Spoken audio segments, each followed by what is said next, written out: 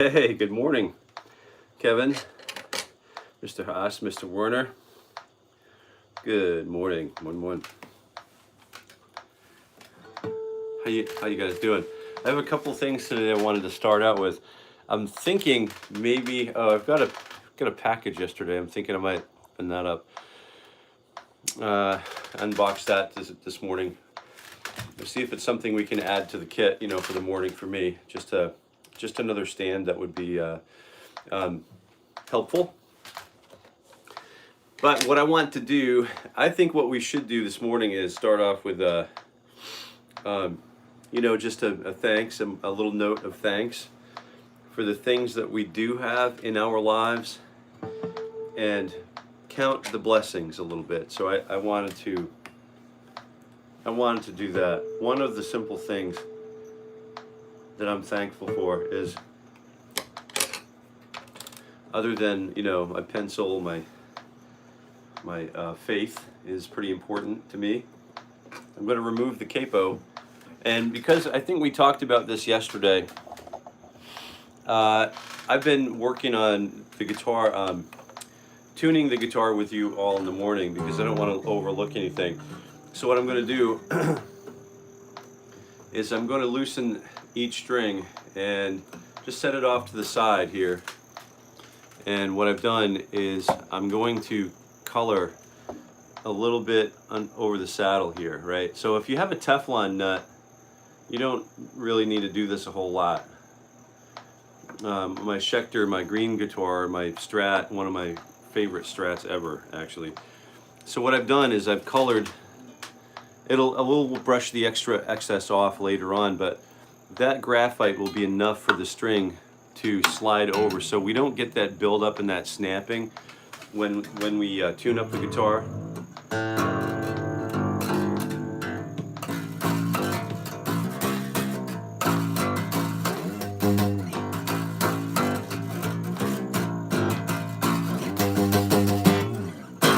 Oh yeah, we could just have a field day with that. But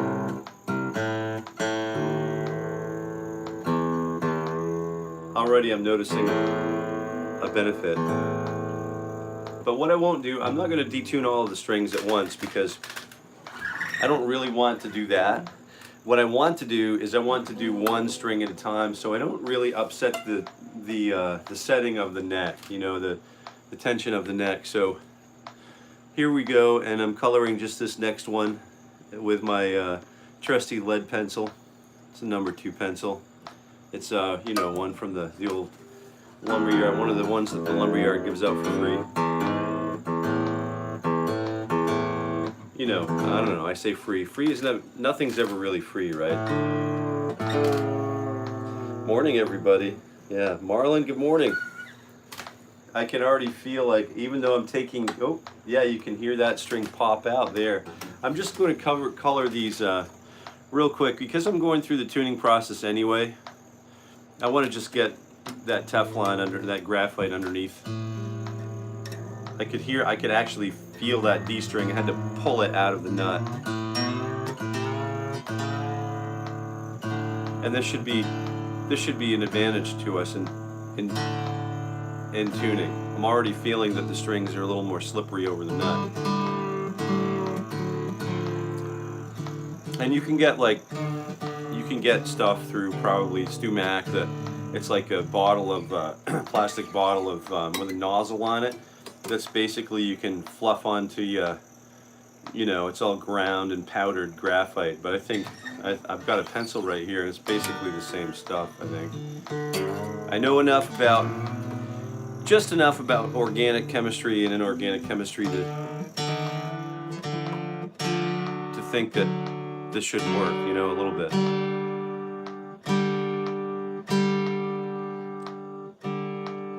Freedom of speech. What about oxygen? You have people delivering that now. I thought that was free. Yeah, that's interesting.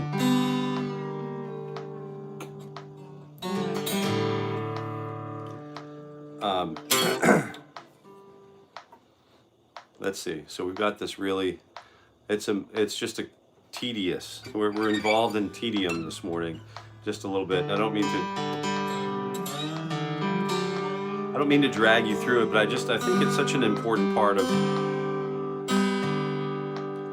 the tuning process that the reason why I'm doing this is because I was starting to get those oils from my hands were starting to just kind of collect under the strings. Even though I wipe the strings down every dime, I wipe my strings down every day after every session when I'm finished with the guitar. I pinch the strings, like, you know, just pinch those strings and then wipe the string clean, you know, a couple of passes over the full length of the string.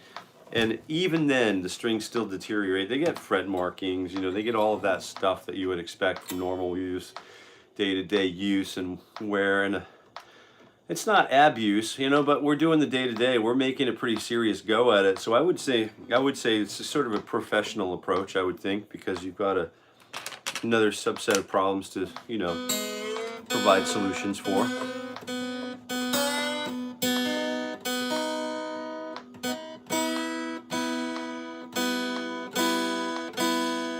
Just hoping I didn't break a string, and that was the most important part, because I did not prepare for that this morning.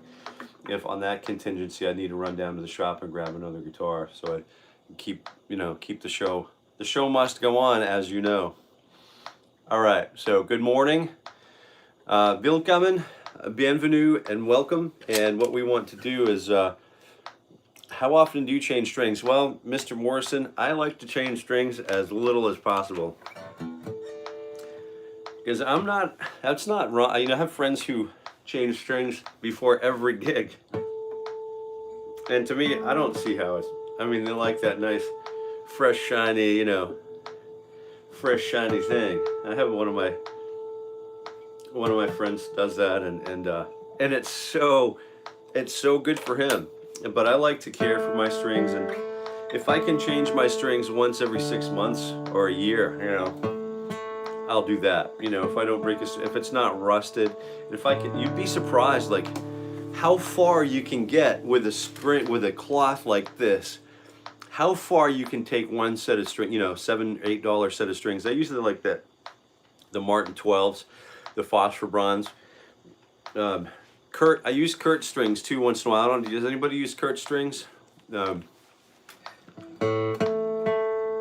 I had the conservatory, we used Kurt strings exclusively, you know. Mr. Mangan.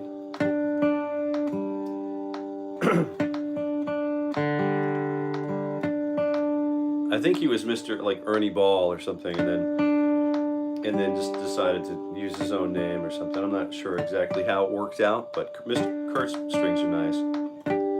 Mangan strings. Still kind of coming off the cold.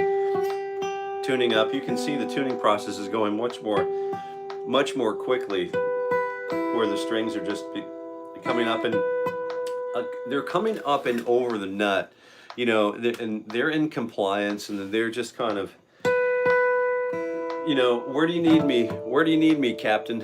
You know, and they're just being team players this morning. So I don't know why I haven't done this yet. So there's a little tip for you this morning before we get started. And then what we're going to do is just make sure that the guitar is in tune. Let's run a few chords, you know, over the span of the neck. Let's just kind of stretch out for a second, you know, see what we've got going on. Let me adjust this a little bit. And let me get this over here. Maybe we get to that, maybe we don't. We have an unboxing to do, and I thought I might do like a pro unboxing, you know, like, and get like photographs and blah blah blah, stop time stuff. But I want to try to get this thing going today, so I might take a look at that in a few minutes. We've got a lot of work to do though. And just double checking the A440. You guys all on the A440? I sound like I'm talking Trailer Park Boys speak. Are you on the A440?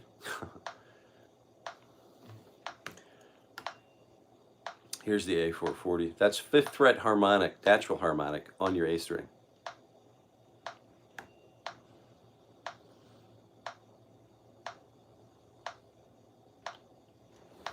.432.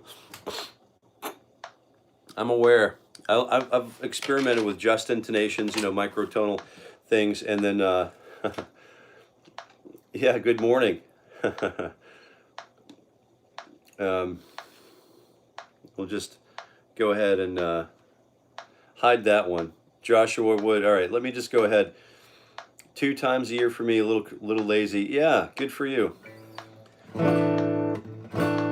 Good morning, YouTube family. Hope all is well. Joshua, Mr. Wood. Good morning. I gotta learn to do frets jobs now. Yeah, good idea. Very good idea. There aren't enough of you around. You know, there aren't enough of us around. It is a capo. It's a page capo, and let me just share with this one with you, because I used to use 𝗶𝗶 I still use it once in a while when I'm in the shop and I have one laying on my desk. If I just need to grab something and it's not, not on the guitar. But this is just, it's such a great tool. The 𝗶 I have to keep in my pocket, and it's, I love the build on the 𝗶s, all of those other, but I like the low profile things that don't tend to get in the way. They're not huge. If in a pinch, I'll use like the 𝗏𝗏s, the clip-on things or whatever, but I really like the page capos, and I'm not endorsed by them. I mean, I think I get a discount on their capos or something, but if I wanted to or something, but I already own a ton of them, so I don't really need to buy any more at the moment.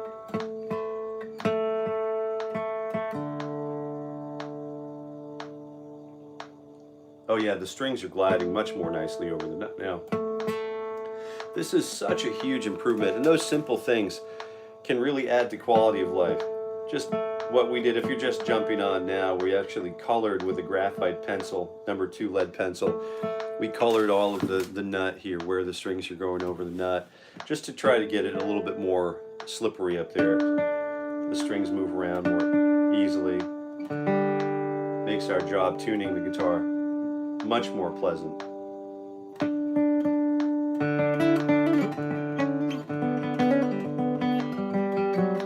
So if you're here, we're doing the morning warm-ups.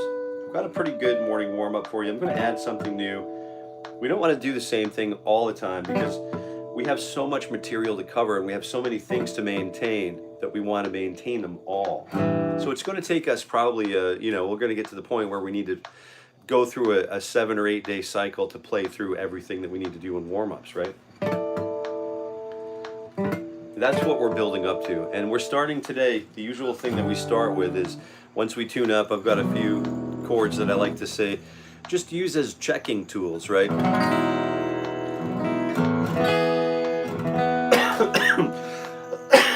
Excuse me, I'm trying to get over this cold. It's slowly but surely,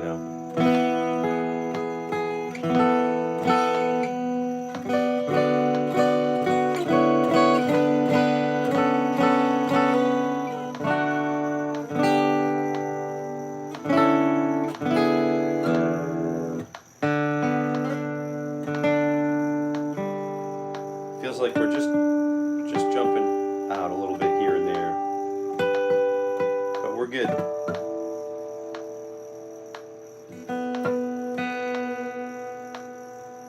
So let's go ahead and jump right in. And you, I have cough drops in, and I'm really trying not to do that to you, and I'm really, really sorry. I thought about not being here, and then I thought against that. But you're probably wishing at this point that I had thought against it. So let's take a look at fingers 3 and 4.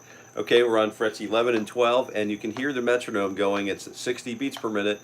We'll just go ahead and use that, and we'll start looking at Carol of the Bells. Absolutely. Too much wood. What is that's funny.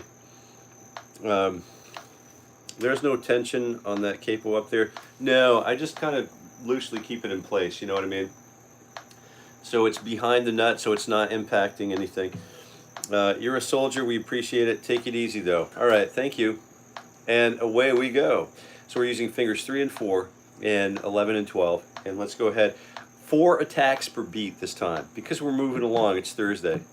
We're going to be lively today. We're going to start getting through some material. This is actually one of the places where I wanted to be today.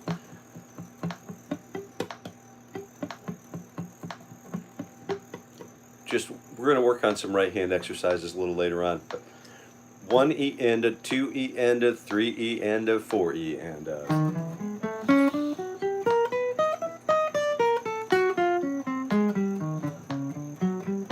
And it feels good to be at 60 beats per minute, and 16th note grid feels great, doesn't it? It just feels great.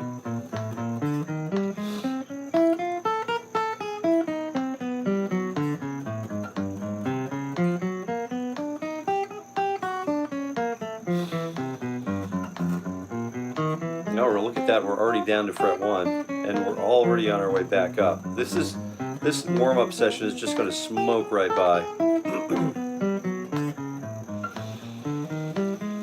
But we're still focusing on breathing.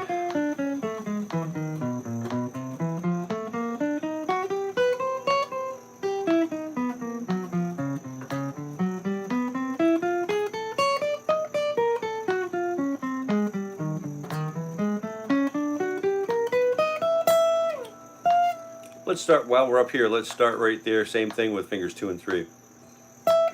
1 E and a 2 E and a, you know what to do, E and a.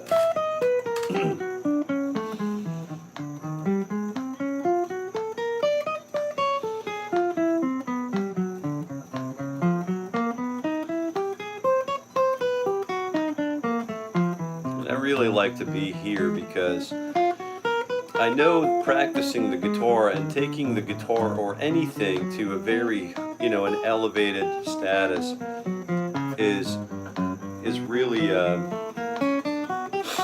it can really be like a lone venture, and there can be a lot of loneliness involved. And this right here, this is solving it for me, for many, because although we need to do the solo hike once in a while, to clear the head, say the rosary or whatever we need to do, just to clear the head and get out and do the solo thing, that's super important.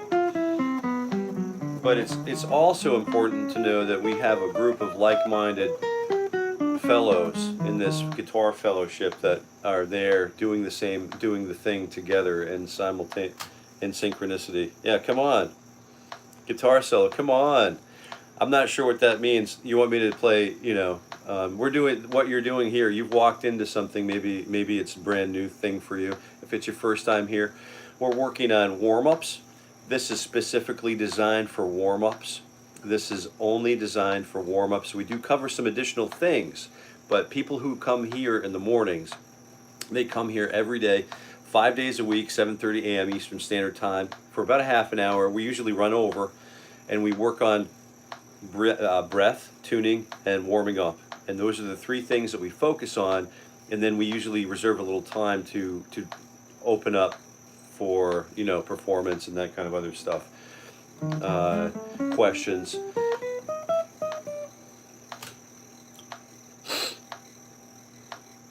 Please, I hope to play Careless Whisper. Keep those recommendations and those requests coming, because they find their way onto the channel.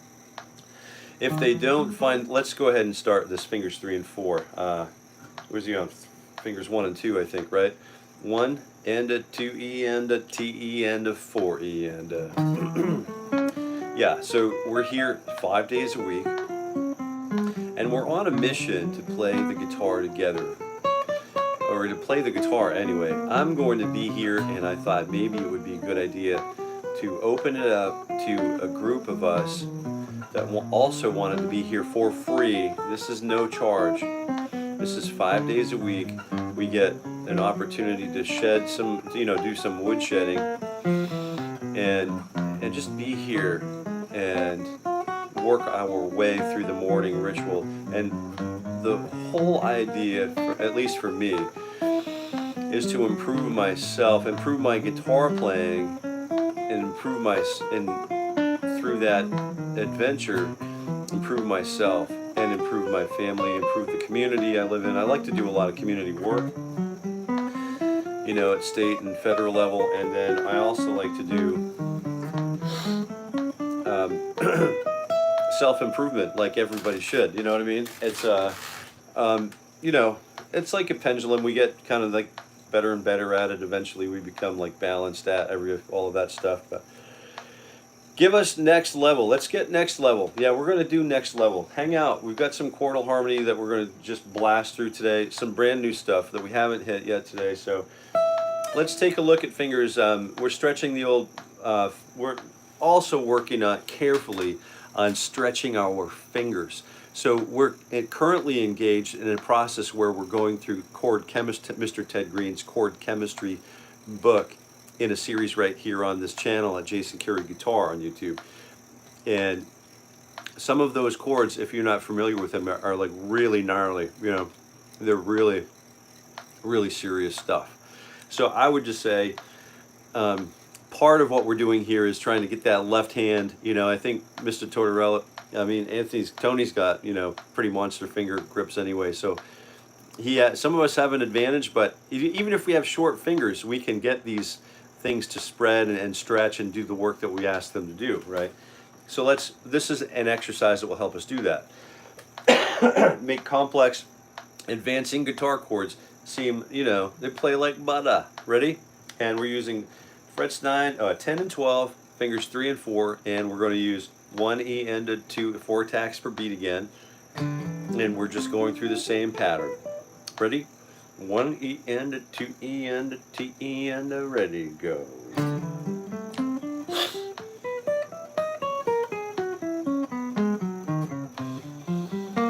I'm already feeling like this is making some really great progress on this.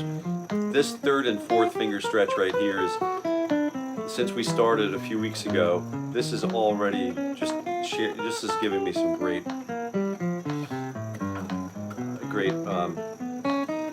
progress, I guess.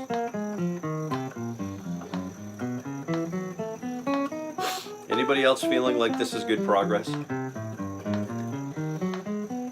It's not for everybody.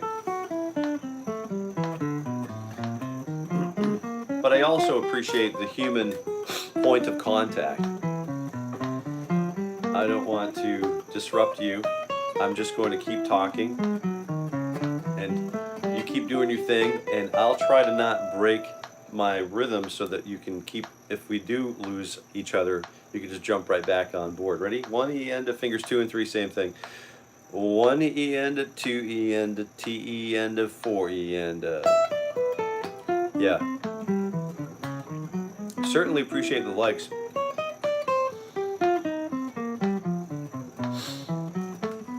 Certainly appreciate the like. I do. But you probably can't click the like button because you're practicing with me, right, Em? Right?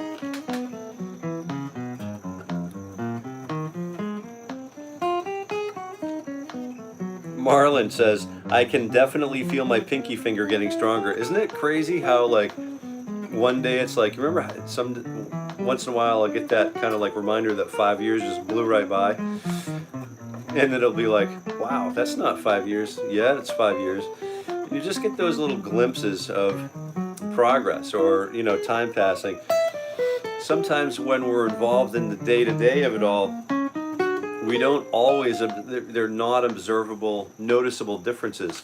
Like our human ears can hear, I think the last time I did the research, our human ears can hear 1,500, something like 1,500 JNDs. Is that accurate?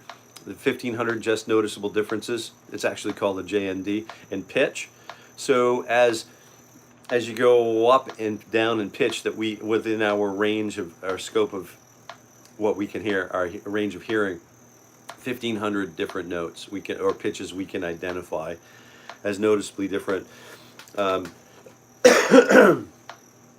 muscles get tired within a few seconds doing big trunks. These where I can't hit or press the pinky notes any longer. Oh yeah, I feel you'll get it. And sometimes what happens is, join us on, definitely keep it going, but it'll come. Join us on a Monday morning where we do, you know, like 1 attack per beat, and that will give us a little bit more optimism, you know. we want to remain on the sunny side of life, right? And it does chew up a lot of energy and a lot of effort for the picking hand and the fretting hands both. So I would encourage you just to stick with it. And I know if you're here, you're likely to just stick with it and keep doing the work. We're going to stretch soon, and the stretches, once you feel that fatigue enter the muscle tissue, it's a good idea to take a breather and stretch. So we'll do that right after this one, okay? I'm using fingers 1 and 2 of the stretch now, frets 10 and 12. 1 E and a 2 E and a, you know what to do, E and a.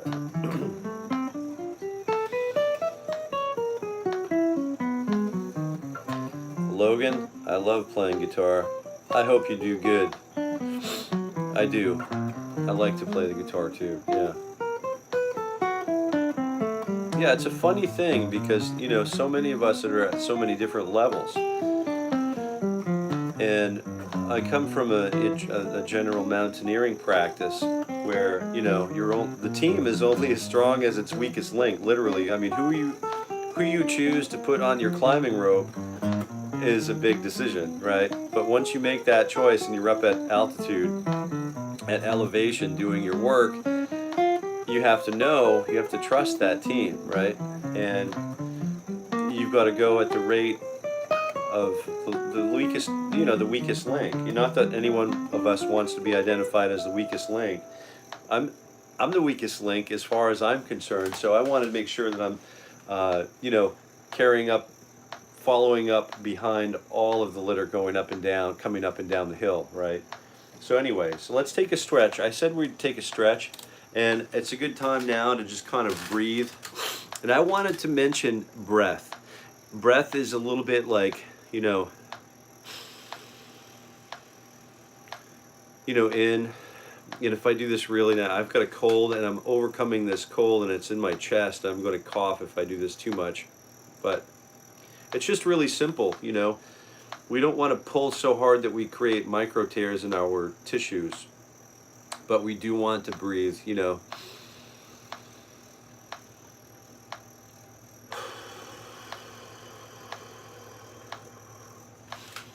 We're talking about doing something. We're talking about doing something. We're actively engaged in the process of becoming, I guess, right? Of becoming better guitarists, better and more aware guitarists. We're more aware of the needs of our bodies, the needs of our dietary intakes. It all plays a role. But usually what happens after we stretch, everything comes back into line and is refreshed. You're going to notice this once we start playing after we stretch. It feels like we've got brand new hands again, right? They're all ready to go. Now they're all warmed up, ready at the start line, just waiting for the firing pistol, all right? So that's a good thing to do every 15 minutes. So where were we at? Now we're on, let's take a look at using fingers 1, 2, 3, 4, okay? 1, 2, and we're going to sound off on 4 attacks per beat. It's going to sound like this. Okay? 1 E and a 2 E and a, you know what to do, and I'm really controlling my pick hand. You know, I'm really working hard on my pick hand. I just don't want it to go all over the place. I want it to be as close to either side of the downstroke or the upstroke as possible. So that way I don't have to, you know, I can maintain good, careful, calculated tone. I can also make it a musical experience. But Jason, you're practicing. Why, you know, that's not music. Yeah, everything has to be musical for me to. If I practice like a robot, I'm going to play like a robot. And one of the reasons I've discovered why I'm doing this over the span of this year is there's not, you know, there always could be more human-to-human contact or more face-to-face contact, and there's less room for distraction. And what we're ultimately talking about, like my goal, if your goal is to go make $1 million on your guitar, you know, I think I did some calculations a little while ago, and I've done that. You know, it didn't all happen all at once, but it did happen. If your goal is to, you know, seek financial independence and freedom, then, you know, if that's what you want to use your guitar to do, I think you can. I think it's doable, but I think it's also got to be, you know, I have to also approach it to the place where I'm being honest with myself.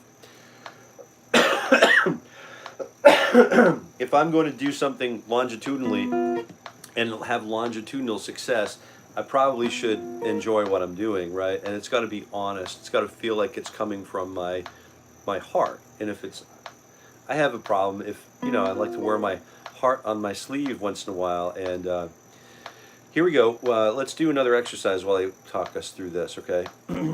1, 2, 3, 4. It's a diagonal pattern, and then a reverse diagonal pattern, and then we slide that reverse diagonal pattern down one position, and then ascend it, and then invert it, and then descend it, and then slide that down.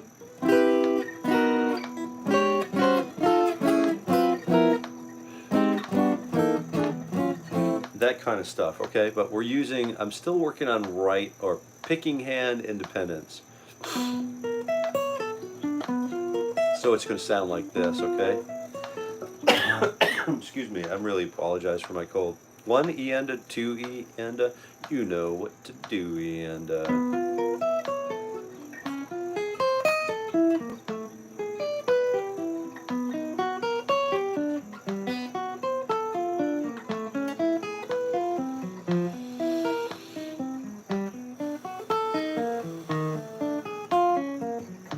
Now we're jumping down to the 4 middle strings. 1 E and a, 2 E and a, 3 E and a, here we go.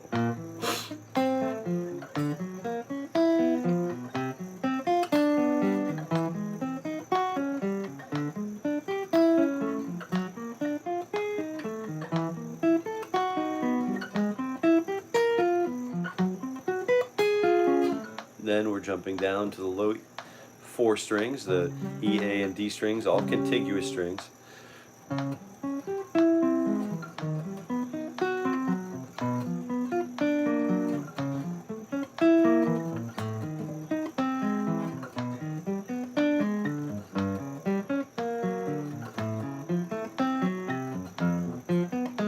And then we go all the way down to position number 1 and find ourselves coming back up to the place from whence we came.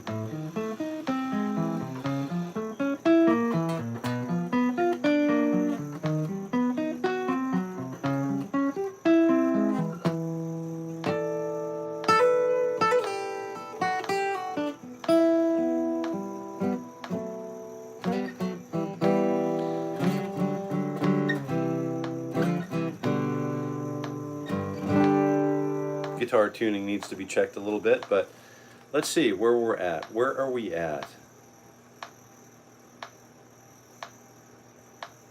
Any comments? I'm just scanning through comments real quick.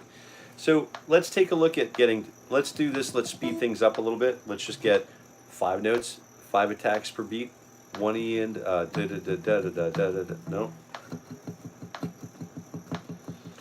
1, 2, 3, 1, 2, 1, 2, 3, 1, 2, 1, 2, 3, 1, 2, 1, 2, and we'll go through that 1, 2, 3, 4 exercise again. I think you're familiar with what I'm doing here. Okay, we'll just we'll rip through this. 1, 2, 1, 2, 3, 1, 2, 1, 2, 3, 1, 2, 1, 2, 3. Here we go. Ready? 1, 2, 3, 3. Here we go.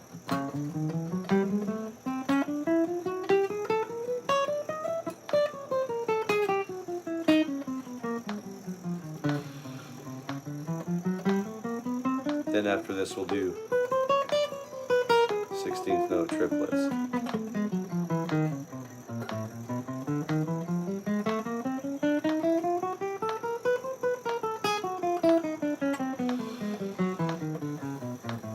And make sure the left hand's good and warmed up. Yeah.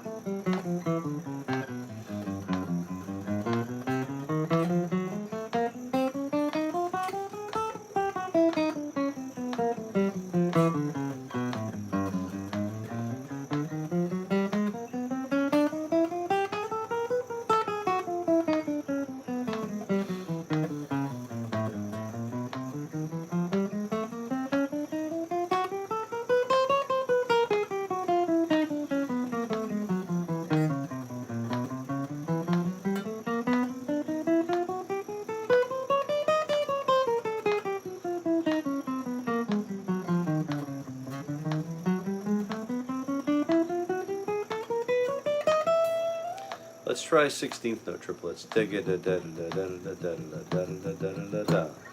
1, 2, 3, go.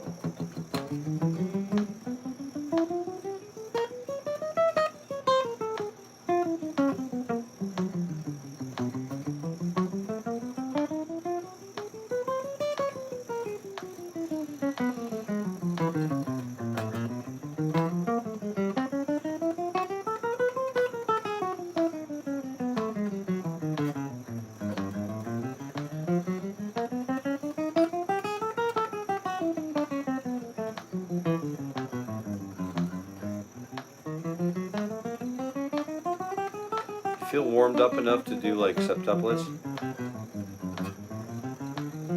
I think we're going to try 7 attacks per beat after this one.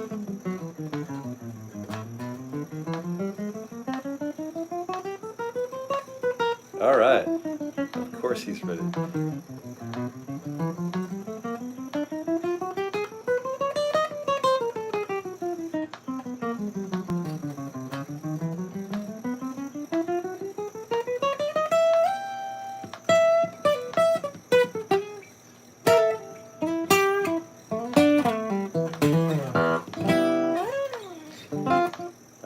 Let's take a look at 1, 2, 1, 2, 1, 2, 3, 1, 2. So it's going to be 1. We'll have to group these. We'll have to decide where we want to group these. I'm not going to count 1, 2, 3, 4, 5, 6, 7. I'm going to count 2 groups of 4 and a group of 3, right? Or 2 groups of 2 and a group of 3. Now that's how to use the guitar like a percussion instrument. Oh, what did I do? What happened?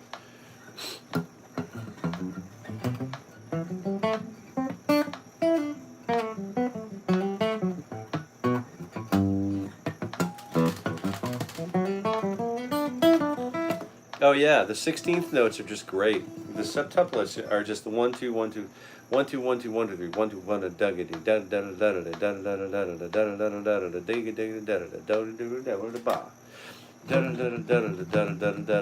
da da da da.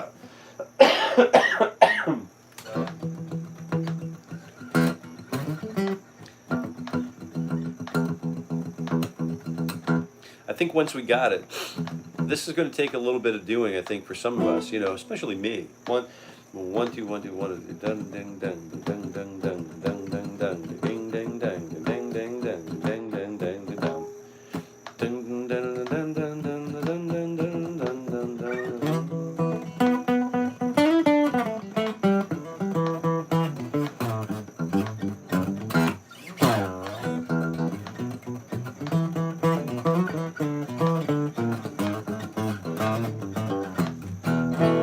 So we can work on 7s, you know, get that sort of absorb these into our playing too.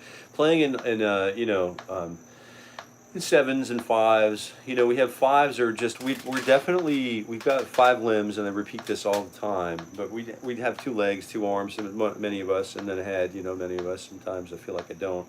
But then septuplets are just sort of where it's at. And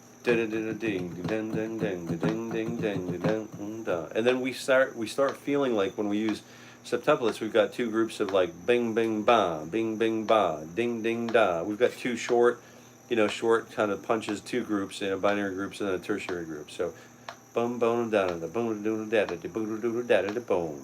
Right? 1, 2, 3, 1.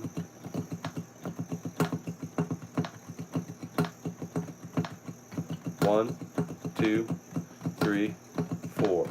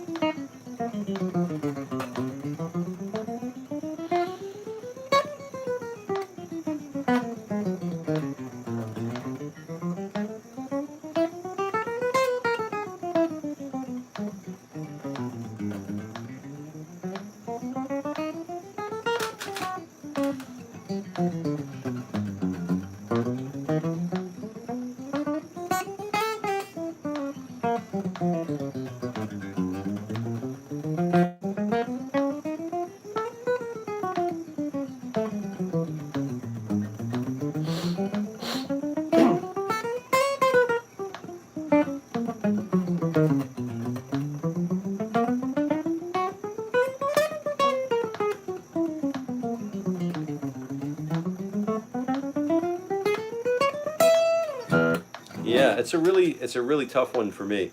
You know, so now what I'm going to do is just, I'm going to stretch out my forearms, and what I'm going to do is I'm going to start writing us notes as we go. So I'm going to get used to doing this again. So what I used to do is take my pad of paper, my little chord stamper, you know, and then I'd used to write notes and then send my students off with these handwritten notes. But it'll likely be, you know, maybe I'll just go back to handwritten notes, photocopy those, and share the PDFs with you. You know, I don't know. I think I want to just kind of give it a human feel, especially this year with all the AI just kind of like hitting, you know, YouTube and hitting the internet. I think now is more important than ever that we share the person-to-person thing and the time.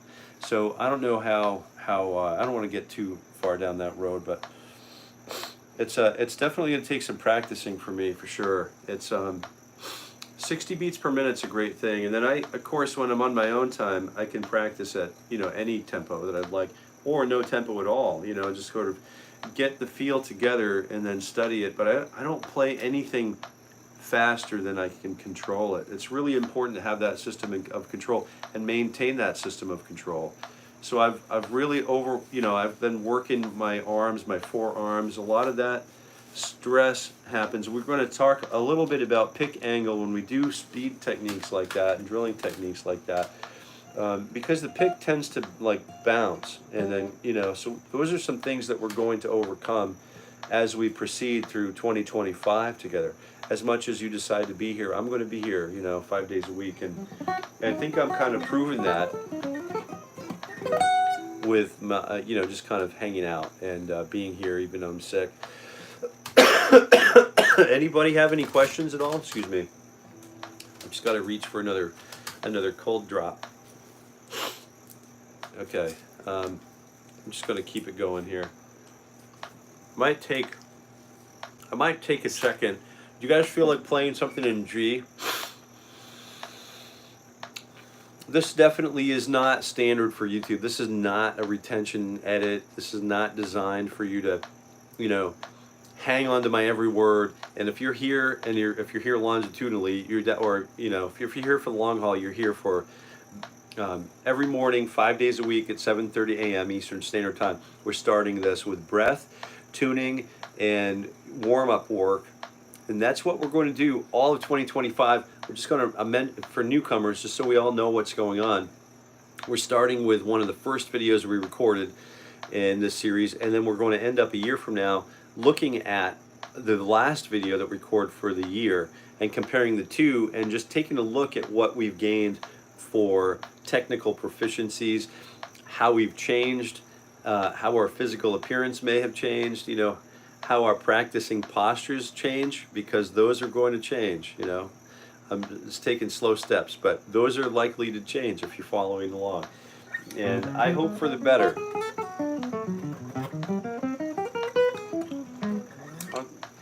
You guys feel okay about playing in the key of G for a minute? G Ionian mode, I should clarify that, G major scale.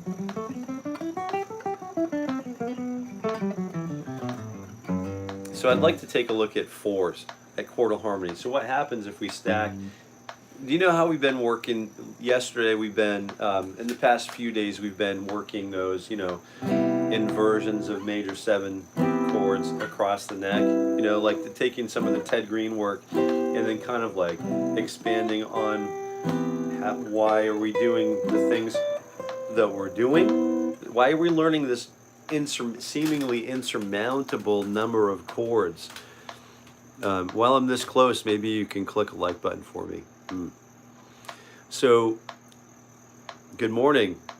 So what we're trying to do is, we're just going to be here. I'm getting a little lost. My head's in a fog from this cold, but But, you know, so I'm learning a lot of chords through chord chemistry with you. We're learning a lot of chords together.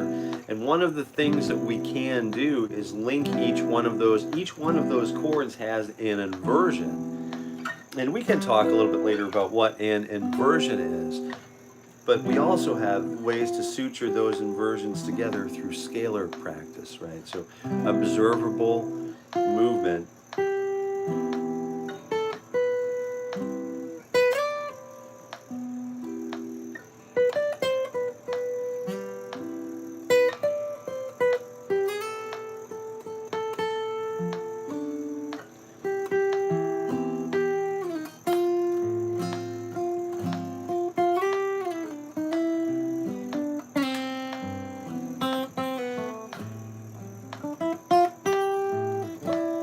There's a lot going on where we're linking these things together. So what we're going to do is link the G major scale together in fours, right?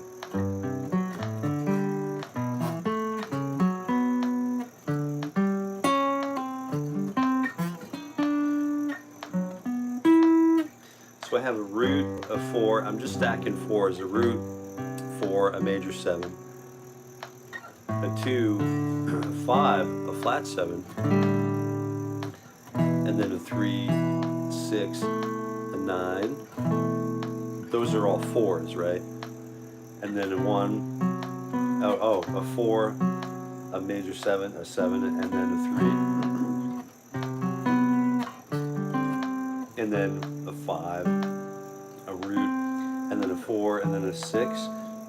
2, a 9, and a 5, and then a 7, 3, and a 6. But we can also start looking at these as their own ventures, their own identity. So there's a G chord. Let's say there's a G note here. I'm going a 4th above it to a C note, and then an F sharp. So all of these notes are diatonic to the key of G major.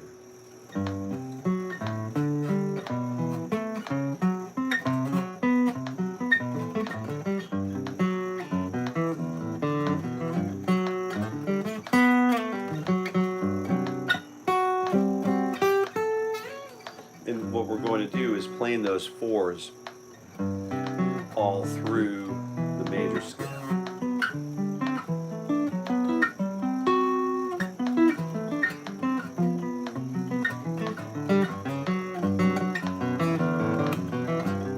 And those are great ways to expand our experience within the major scale. So we're thinking 3 notes. This is the major 7. Next, so the formula of the major scale is major, minor, minor, major, and major, minor, minor, major, if we were relating to triads. But right now,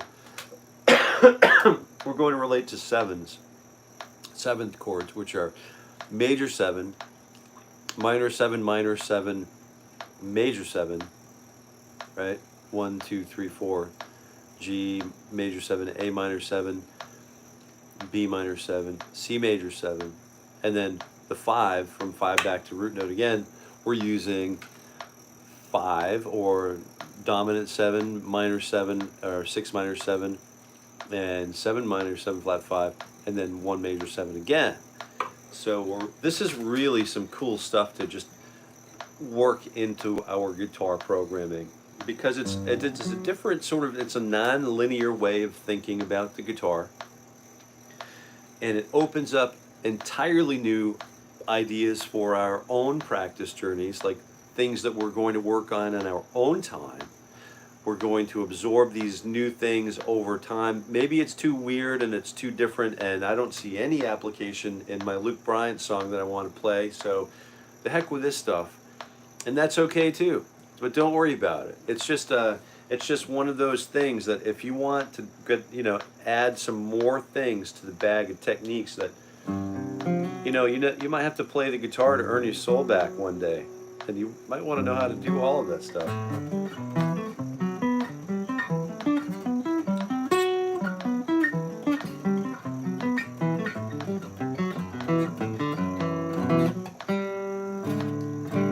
And then so what we want to do is plane that over every string.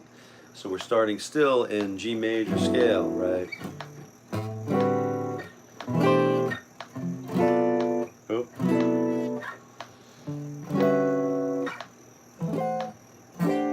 This is the full the full cycle of fours here. All of these are just fours that we're working through.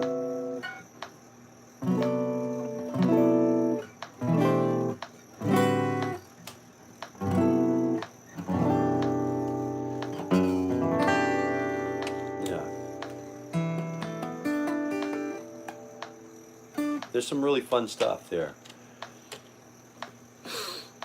I'll need to study this one. It's, yeah, Kevin, it's definitely a study, and I just want to introduce it to you and just get the concepts there. So anytime we talk about something new, it doesn't mean that we should all know it just like that, right? Because Kevin's point right here just hits, he's so on point with it. It's, I'll need,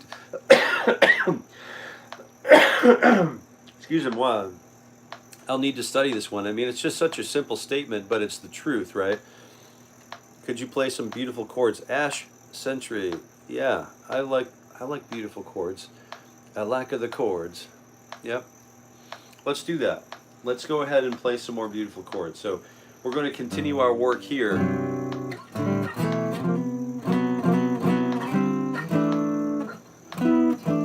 then what I'm going to do is I'm just going to illustrate for you one time and how this works on the next string grouping up.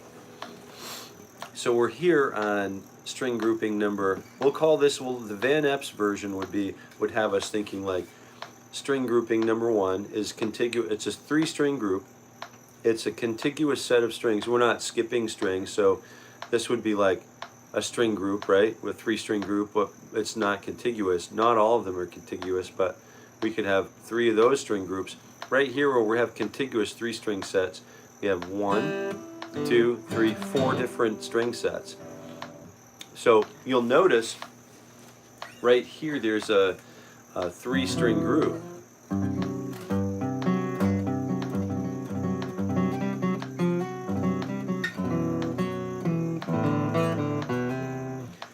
So we're going to move up to the next, so this is string grouping 1, 2, 3, 4. We're going to move up to string grouping number 3 and play all of the notes from G major scale, but stacking fourths. So we have an A, D, and G. We have a B, E, and A. We have the 2 chord, the 4/3 chord. The 4 is Lydian with a sharp 4 and major 7. The 5 is dominant 7 with the 1/4 flat 7. We have the 1/4 flat 7 is also E6 minor, and then the 7 minor 7 flat 5 is still 1/4 flat 7, and then 1/4 major 7.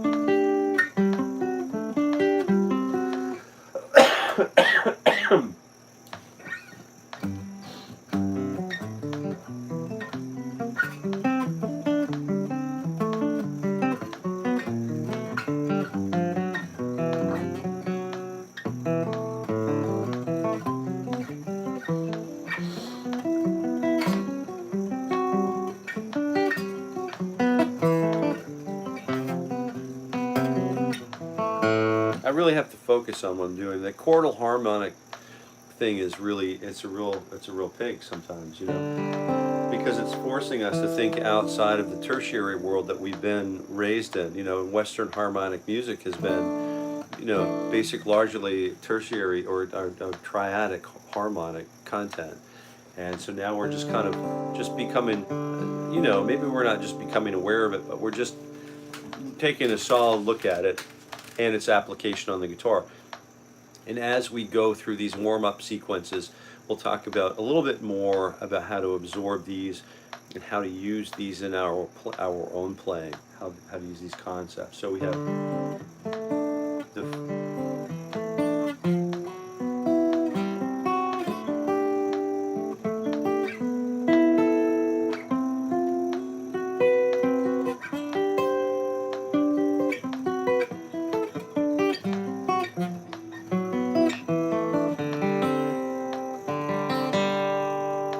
check on my tuning here, obviously, but let's just go through the rest of it.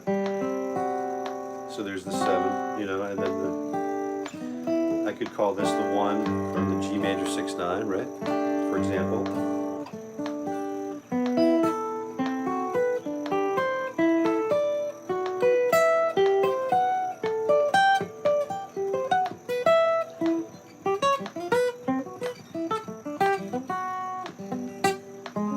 And then that becomes sort of more linear material that we can use in our single note soloing, you know, our process of single note soloing.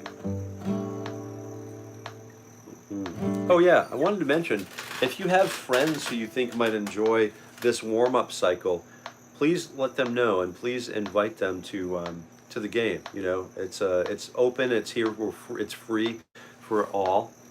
7:30 a.m. Eastern Standard Time. Usually we start with breath, we start with tuning, and then warming up, and it's free again, 5 days a week.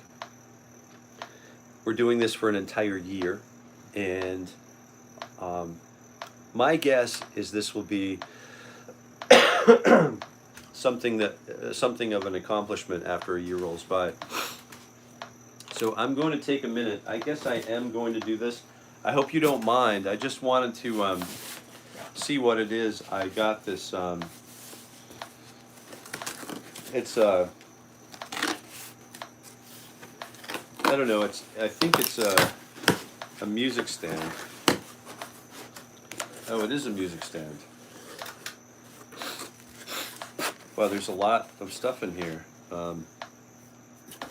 Looks like a light for the top of the stand. All right. It looks like a cell phone. Oh, this is a cool idea. A cell phone holder. You know, a mobile phone holder. Kind of cool. That's likely to be helpful for what we're doing. And this, it feels like it's a case for the deal, right? So this is, oh yeah, and it's a thing made by, I guess, Craft Geek, and I don't know, it's got a strap, like a lanyard you can use to put it over your shoulder in case you're traveling with your rig, and it looks like it all breaks down into this one beautiful case. It's padded, it feels durable, the material is very nice, fiber. And then here's I guess where the rubber meets the road. It's wow, there's a lot to digest. I'm not going to spend the time and do all of this here. I'll probably do this in a separate video, but I'm likely to start trying this and see what this does for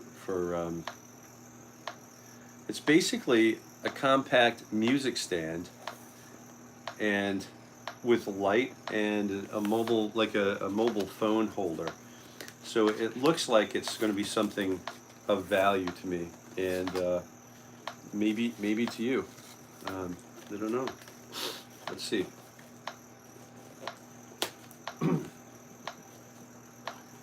I know it's something that's, I'm always looking for stands. I've got a pile of those stands kicking around, and packaged well, you know. We got a nice little foam piece here too, and there's a suggestion. This is interesting right here too. It's got a suggestion for like the quick start, so like a piece of Mylar with all of the simple instructions on it, which I like that kind of stuff, because unless it's a technical, I really like reading technical manuals, like, you know, the 3500 Logic Pro. I like technical manuals and textbooks, you know. And here's another, you know, basically what the thing looks like set up. So I'm excited to check this thing out. I mean, it seems to, it's aluminum and lightweight, and it's got a nice action on the movable parts, and I don't think this is going to be oh wow, move one side and both sides kind of like move. It's like the old Honda Civic wagon van drivetrain. And so there's some other stuff going on. Oh, that's kind of cool. There's some other stuff going on here that is. I'll have to take a look at that quick start thing, but it's got the build quality is amazing, and I'll have this set up. I'm going to take a look at this probably tomorrow. I just wanted to get into it and see exactly what it was. So let's take another look at of tune. I'm just going to bring myself back into tune here, and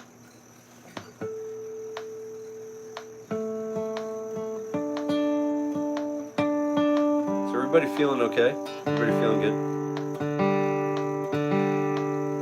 Hey B, good morning. G'day, mate.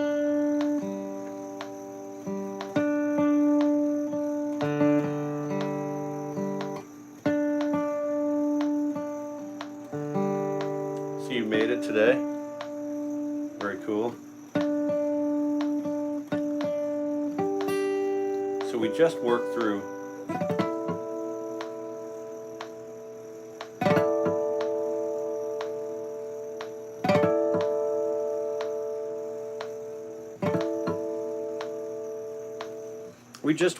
our typical morning warm-up. And I'm going to go a little bit over today because I still want to get the major scale stuff going. I want to get that tonic harmony, that tonal harmony established for my ears today. And so what we're doing is we're using the cycle 4, starting with C major.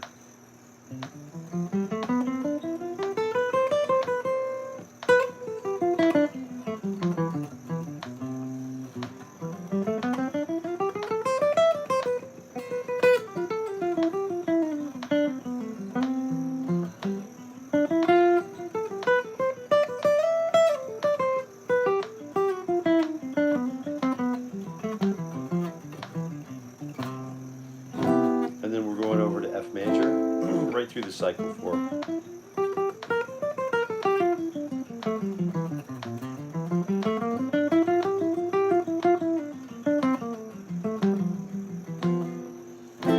And then we're playing the B flat major.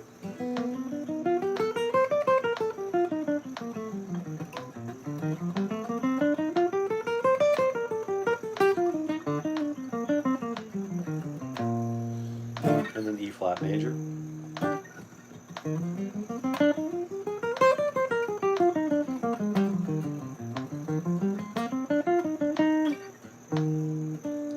Then A flat major.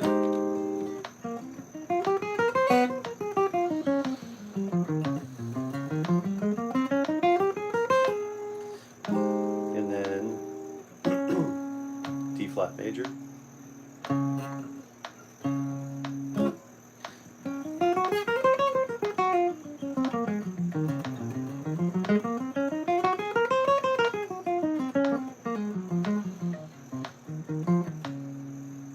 And then G flat major.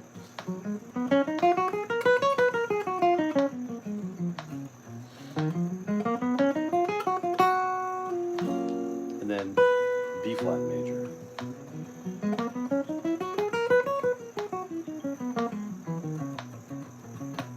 This time I'm going to start working on thirds.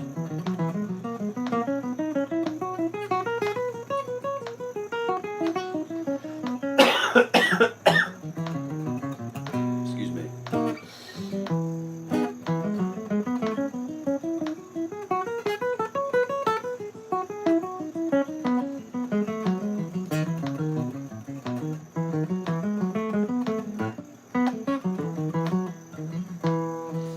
And then A major.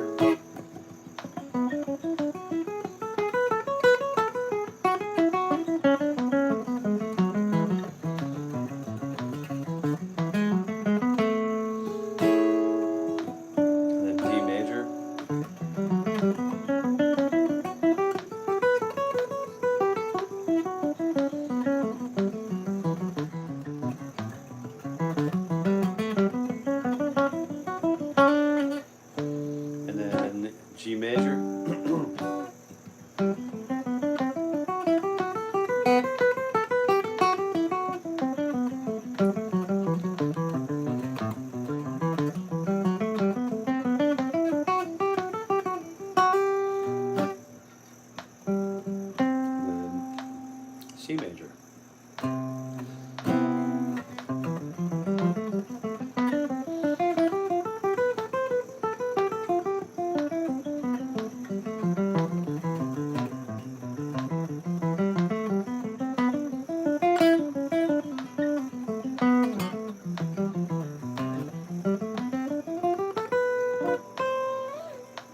And then G major, F major.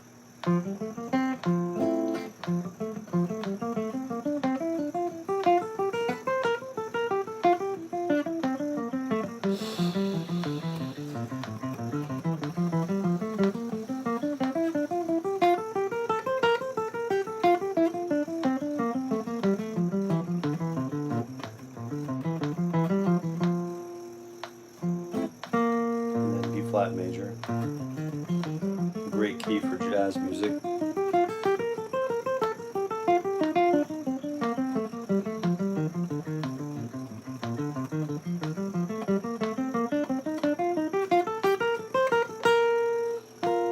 Thank you very much for the compliment on the tone. I really appreciate that. Yeah. And then I would typically go through the fours too.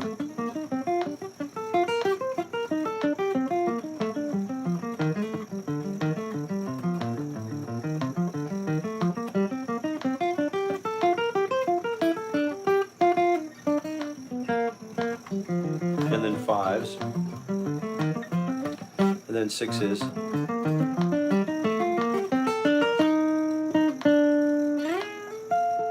you know, the sixes,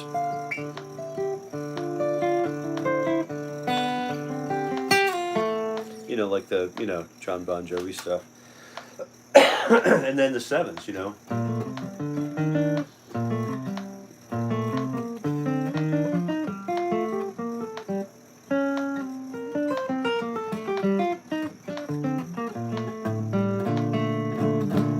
And then you get these really cool flavors that you just kind of...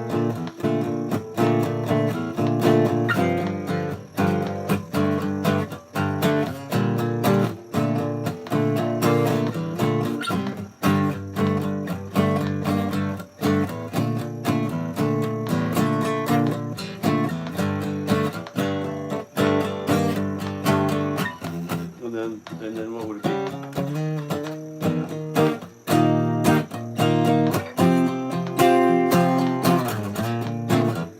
You know, you can write all kinds of stuff, just brand new stuff with those that intervallic training. Just brings so many new, fresh new things with relatively little effort. Do you know what I mean? It's going to take. Do you guys? Did I actually give you the breakdown of the major scales yet? Did I? I don't know if I did that yet. Through the cycle 4 sequence? I don't think I did. I think I've got to get a link over. I've got to get a link to that stuff for you so you guys can kind of, if you want to play along with that stuff, that would be a good thing to do, right?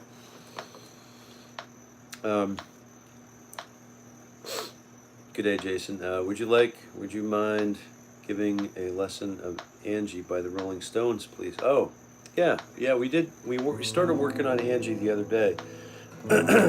And if you want, we can just kind of start, because we're going to get we'll get wrapping it up here, but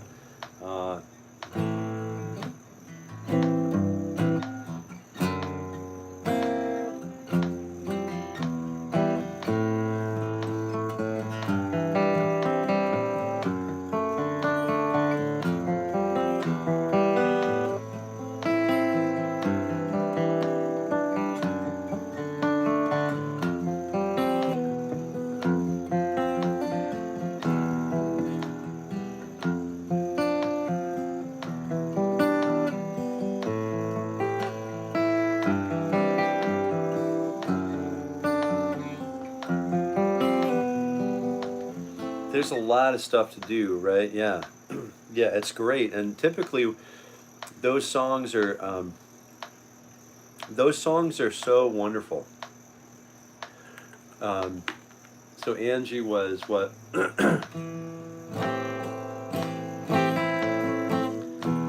A similar chord progression, and we're looking at the key of E major. Let me turn this over here. I'm just going to sit back on the chair for a second. It works like this, where we have the, you know, A minor shape. We're going to jump back into 𝗠𝗏 for a second, and then we're using, you know, E major, and then G, and then F, and then back to C, and that C is sort of like home base for us, except for, you know, we just kind of take another turn. And that walk down is a really important piece of that turn. You know, one of the great pieces of technology in music, other than, you know, repetition and imitation, is how do we get from point A to point B, right? So how do we move from that C chord to that A minor chord? And we could just go to, you know, if we were playing like a sea shanty, like, or, you know, like a seafaring tune.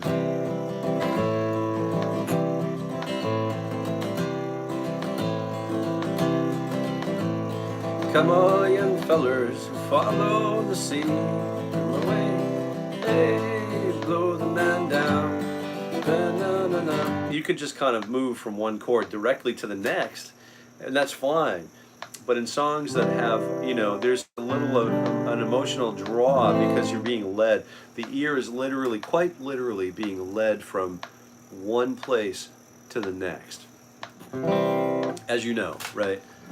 Because you're a good listener, and, you know, we can hear that C chord moving to the G chord with the B in the bass. You can use that, play that a bunch of different ways. But it would be C, you know, and unused fingers 2 and 4, fret 2 on the A string, and 3 on the B string, and the other 2 middle strings are open. And then open A minor. And then there's another part of the 𝗠𝗏 that we can get that nice minor 7 shape. But then there's also the sus4 shape that pushes us back up to the open high E string.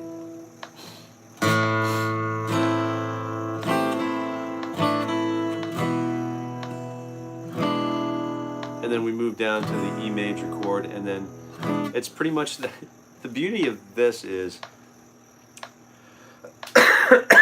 excuse me, is that cough. It's not that cough. These are wildly guitaristic shapes. It's, you know, it's like House of Rising Sun, and then just really great open position things. You know, these, adding the 4th finger for an ornament. We're using the same shape from A minor down to E major. And then we're using that ornament again, this time to add a flatted 7 on the E chord.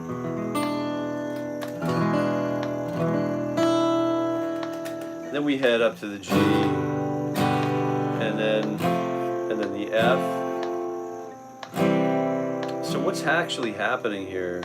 We're moving from the C to the down to the G with the B in the bass, and then to the 1, and then this is an interesting chord. If we're in A minor, it's the 5 dominant, right? Or it's the 5 dominant 7.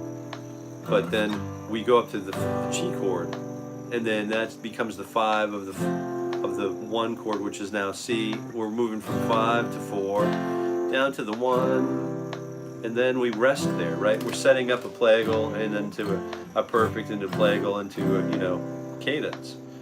And then that's not really where it kind of like lands, you know. The mission is to keep the story going.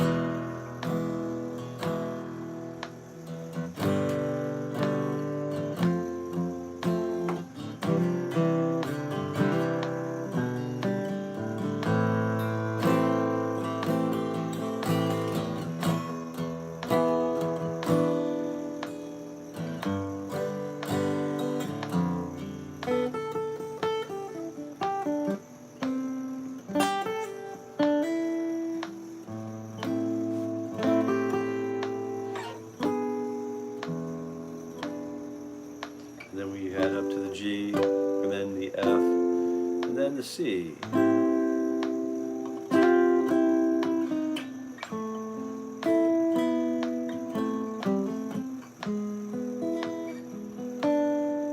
E7, and then G, and then F, and then C.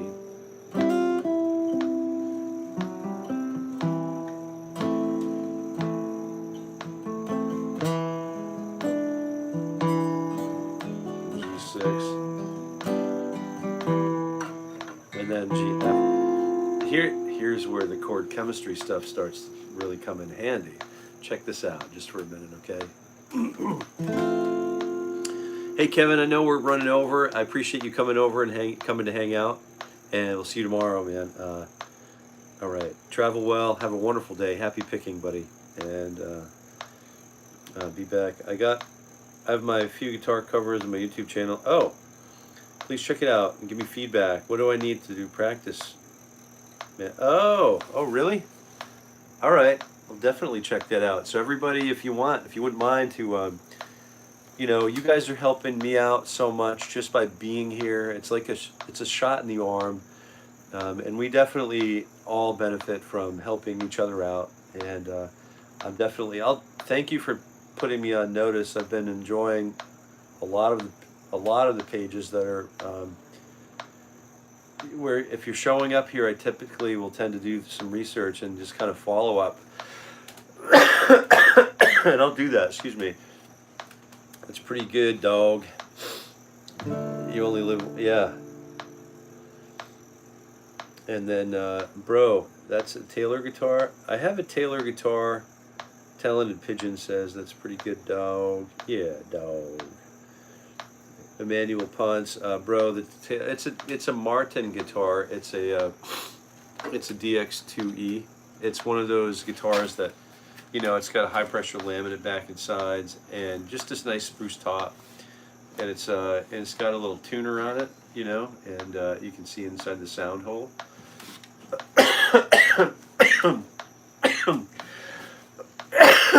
I am so sorry that I'm so sick right now, but I made a commitment to be here all year long, so I do appreciate you putting up with that, and thank you for asking about the guitar. It's a fun thing to play for me. And so we've been working on, I'm just going to jump right back into Angie for a second, because we've been working on chord, some of you have been with me on the chord chemistry series on my channel, and it's just a wild experience. So if you haven't checked out chord chemistry, you do not have to be a channel member to do that. You can benefit from the chord chemistry series for it's just free series, you know. But some of the things that we're working on in the chord, some of us are wondering, why am I learning so many chords that are seemingly not going anywhere? And so this is one of the things, this is one of the applications in a song like Angie, where we could take an E note from the A minor chord, right? And then I could take that E note and then keep that E note in the bass, and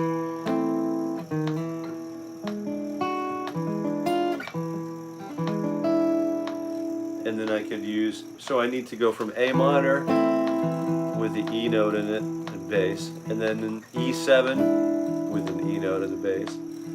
Then I usually walk up to G, but this time I'll just stay on G. I'll stay on that E note, that fourth finger stretch, and play the G major triad over it, which is basically G at 6, right?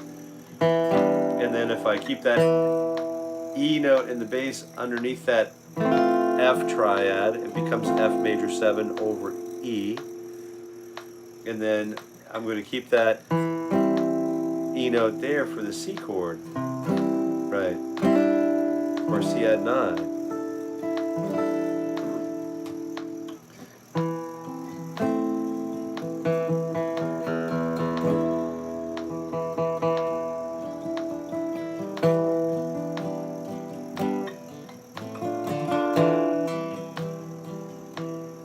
Going around again.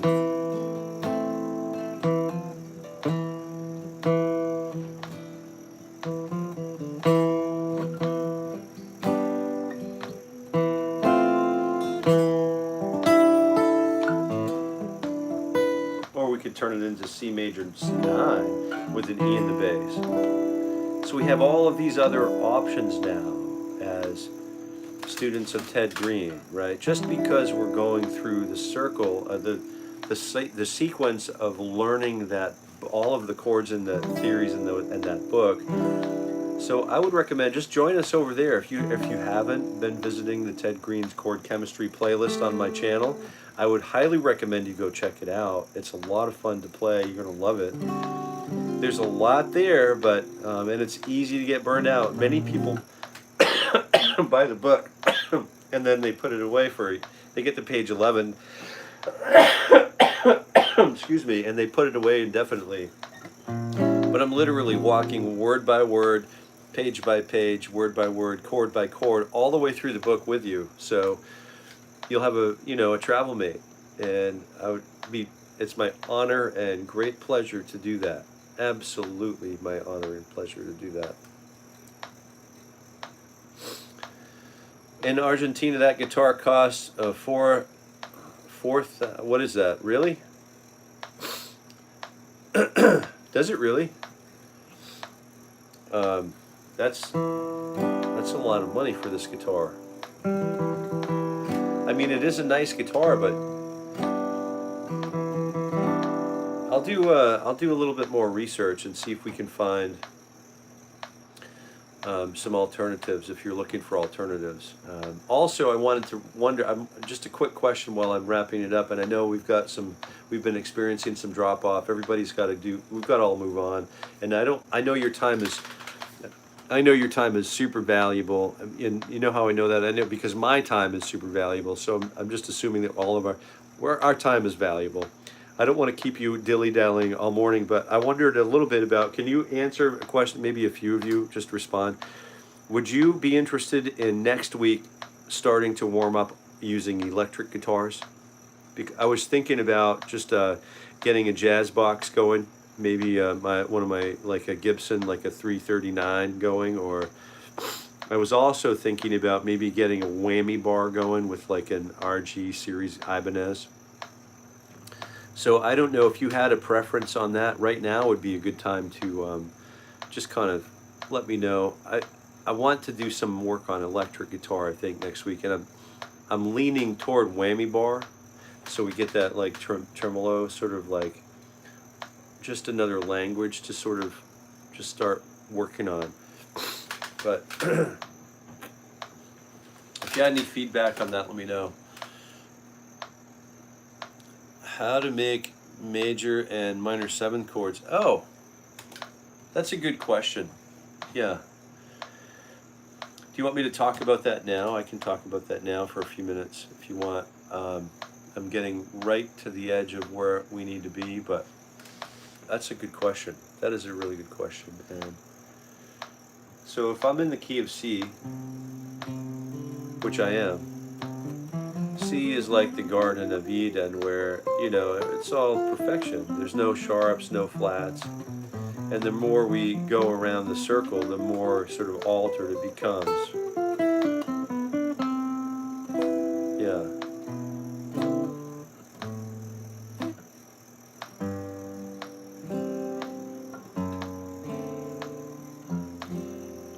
So if we start with C major scale, or C, D, E, F, G, A, B, and C. Everything that goes up must come down. So C, B, A, G, F, E, D, C. I'm going to build that's scalar motion, right? I'm using the 1, 2, 3, 4, 5, 6, 7, and 1. 7, 6, 5, 4, 3, 2, 1. Those are scale degrees. What I'm doing is I'm borrowing, when I make a C major scale, I play all of the notes from the scale. When I'm making a C major chord, I only pick notes that are 3 notes apart. So I'm going to skip over the 1, 2, and I'm just jumping directly to the 3. C, E, and then F, G, and then I'm going to skip over that F. So I have a C, E, and G. So that's where the C, E, G, C, E, and I can put another G in the bass. That's where the C major triad comes from. So then I have a C major. If I wanted to stack a 1, 2, 3, 1, 2, 3, that's a third above, and that's G note is a third above the E, which is a third above the C.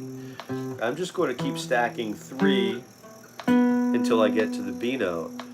C, E, G, open B is the C major chord, C major 7.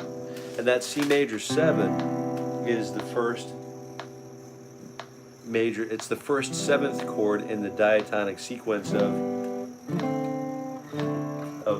C major.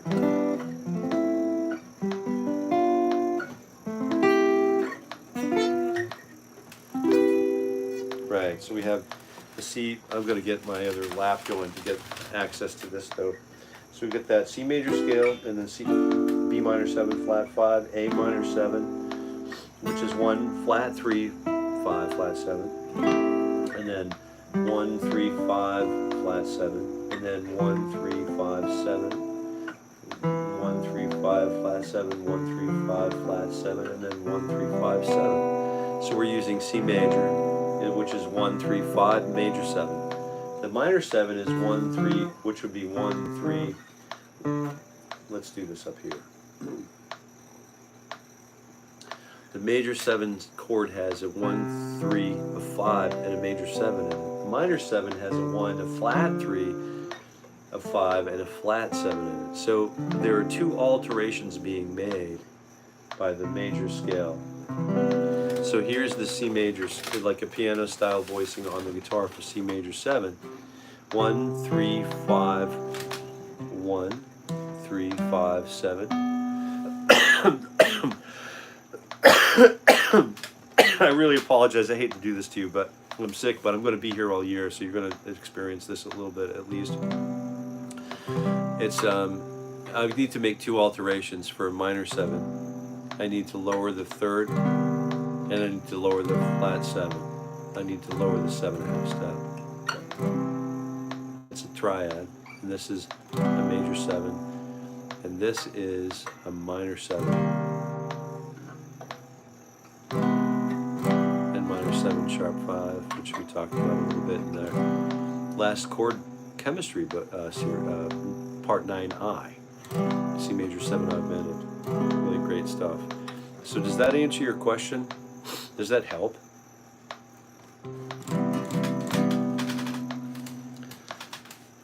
Yeah, all right. I'm glad. Thanks for asking that question, because I think sometimes it's good for me to go revisit those things for me, even though for some they might seem fundamental. It's always great to go and revisit those things, because now I'm playing those voicings that I haven't played for a long time, and it helps me to think about the fundamentals that I don't always think about that every day, you know. So it helps me to stay in touch with those things that are important. And so I'm going to leave you with one more thing, and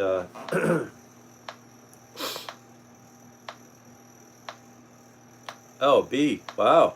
What? That's like a 𝗟𝗶𝗃𝗴 right there, isn't it? Thank you very much, B. I appreciate that.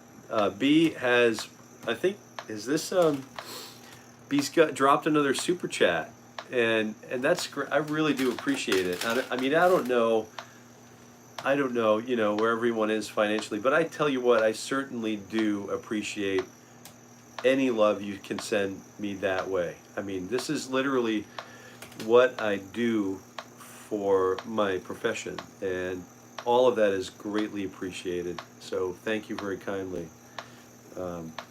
I want to leave you with one more thing. So here's what another thing we could do for Angie, right? So we could do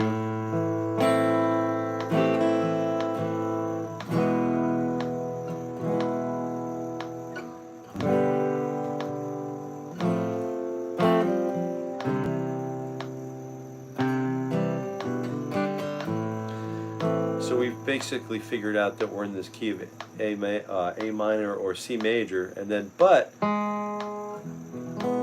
we have that that 3 dominant or 3 major in this song. So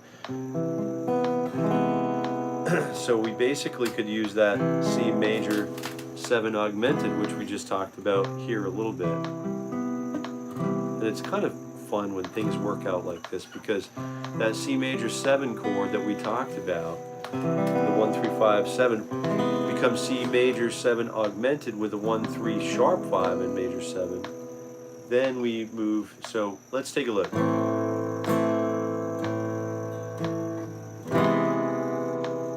It doesn't sound so foreign, and then it's just that we don't hear the C major 7 augmented quality on the radio as much as we could.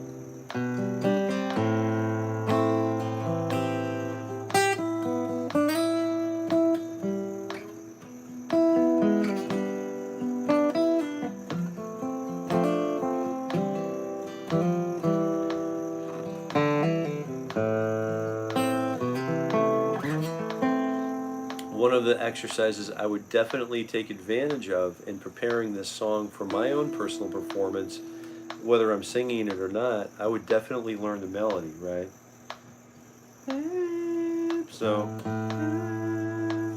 I know that's the 5, right?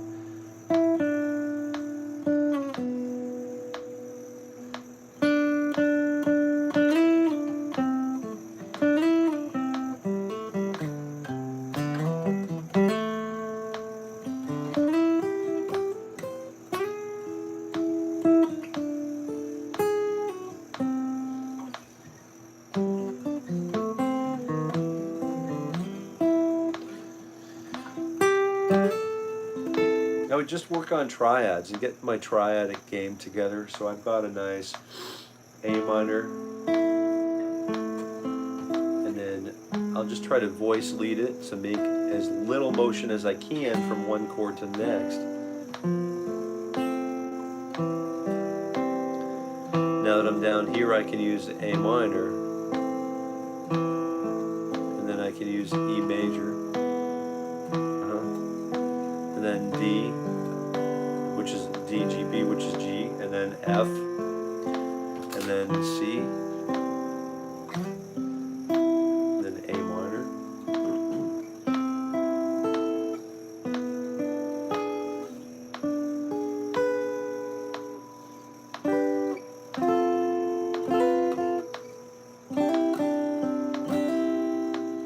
So I would spend a little bit of time working the triadic. Excusez-moi, s'il vous plaît. Working the triads on that, okay? Do you guys have any other questions, last minute stuff? I'm getting ready to move, and I know I'm keeping you way over today.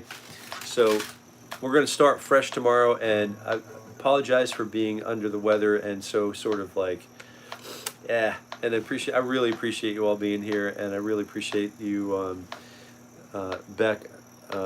You should do acoustic version of Since I've Been Loving You by Led Zeppelin. I really want to cover that. Oh, yeah. Yeah, I mean, I've been really enjoying reviewing their entire catalog at the moment.